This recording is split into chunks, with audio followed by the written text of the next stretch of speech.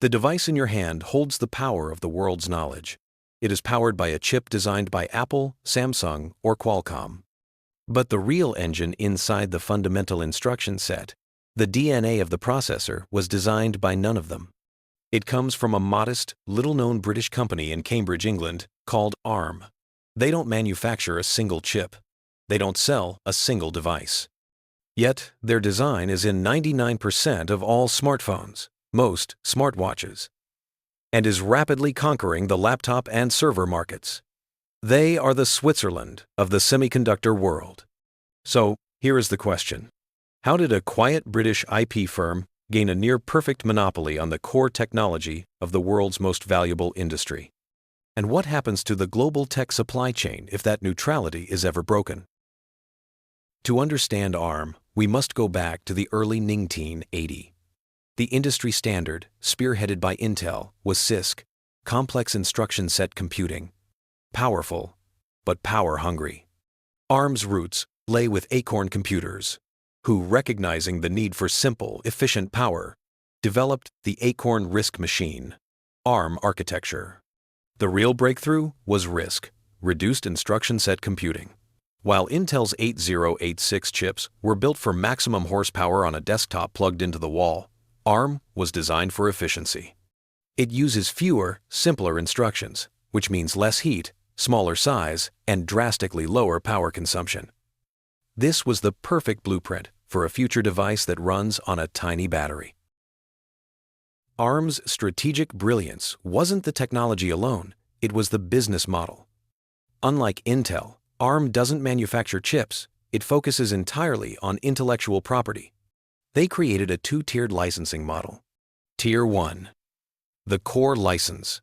Companies pay an upfront fee for a basic ARM core design, like Cortex. They can integrate this directly. Tier 2.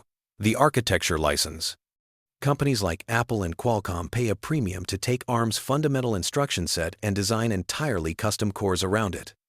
This is how Apple created the powerful, game-changing M-series chips. This model allowed ARM to scale infinitely without the capital expenditure of building massive factories. They became an ecosystem enabler, not a competitor. This guaranteed their IP would be used everywhere from your smart refrigerator to the most advanced self-driving cars. When the mobile phone revolution exploded, ARM was perfectly positioned. The need for long battery life cemented their dominance. By the time Apple created the first iPhone in 2007, it was an ARM-based chip that ran the device. ARM's ultimate vindication came years later, when Apple, a founding partner, decided to ditch Intel's 8086 architecture entirely for their entire Mac line. The result? The M-series chip. It proved that ARM's power efficiency could also deliver world-class, uncompromising performance, igniting a new wave of competition in the PC and server space. ARM's neutrality, its Switzerland status, is its greatest asset. In 2020, that status was threatened. NVIDIA, a chip design powerhouse you know from the AI arms race, announced a staggering $40 billion bid to acquire ARM from its then-owner SoftBank. The industry reacted with terror. Companies like Qualcomm, Microsoft, and Google argued that giving a key competitor, NVIDIA, control over the world's most essential technology would allow them to throttle innovation or raise prices. It wasn't just about business, it was about geopolitics. After a bruising 18 months, facing insurmountable opposition from every major regulatory body, including the FTC, which cited national security concerns, the deal collapsed. The world decided that ARM was simply too important to be owned by a single corporation. Its neutrality had to be protected. ARM's dominance didn't stop with the smartphone. Its low power efficiency makes it the foundation of the Internet of Things, IoT, powering billions of microcontrollers at the edge of the network. Now, it's aggressively targeting the data center. Cloud giants like Amazon Web Services, AWS, are using custom ARM designs, like the Graviton chip, to dramatically cut energy costs in their massive data centers. In the age of AI, where every unit of power is critical for training complex models, ARM's efficiency advantage over traditional 8086 becomes a strategic necessity.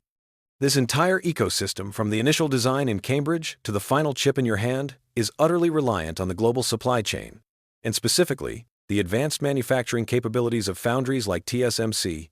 ARM is the IP layer. TSMC is the physical layer. The fate of the digital world rests on this fragile interdependence. ARM's story is the perfect example of how the greatest financial and technological power often resides not in manufacturing scale or public hype, but in intellectual property. In the 21st century, the most valuable company isn't the one that builds the house, but the one that owns the foundation and the blueprints. That foundation is ARM.